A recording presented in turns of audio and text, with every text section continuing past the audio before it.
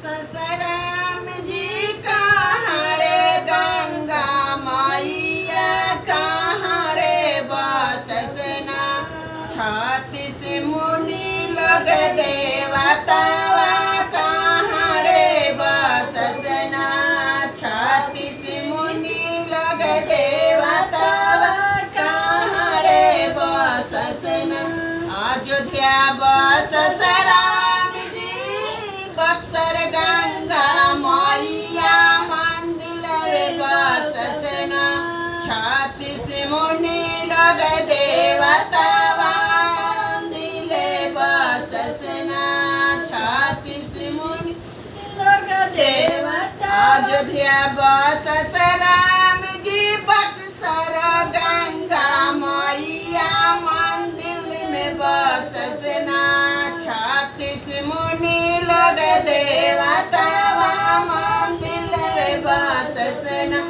36 मुनि लोग देवतावा मंदिर में बसना। का चढ़े राम जी काथी रे गंगा मैया काथी रे चढ़े ना। 36 मुनि लोग देवतावा काथी रे चढ़े ना। 36 मुनि लोग देवतावा काई रे चढ़े ना। 36 मुनि लोग देवतावा काथी रे चढ़े ना। मेवा मिश्री राम जी पितर गंगा मैया लाडू ये चढ़े ना। 36 मुनि लोग देवतावा लाडू ये चढ़े ना। मेवा मिश्री राम जी पितर गंगा मैया लाडू ये चढ़े ना।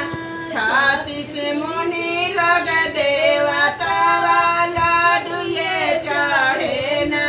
36 मुनि लोग देवतावा लाडू ये चढ़े। का दिहनी राम जी काई रे गंगा मैया काई रे दिहनी ना। 36 मुनि लोग देवतावा काथी रे दिहनी ना।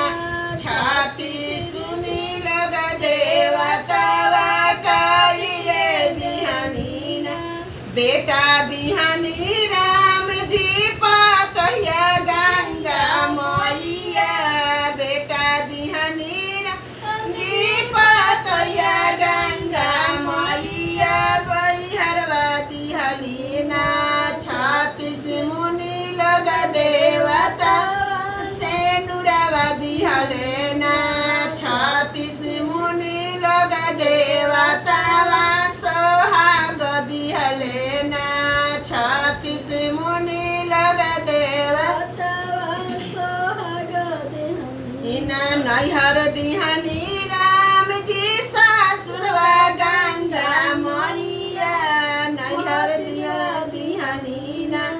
36 मुनि लोग देवतावा भाई दिहनी राम जी भौजैया गंगा मैया भतीजवा दिहनी ना।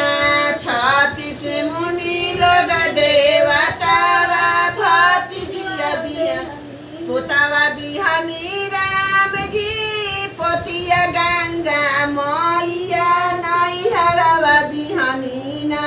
36 मुनि लोग देवत दामता दिहनी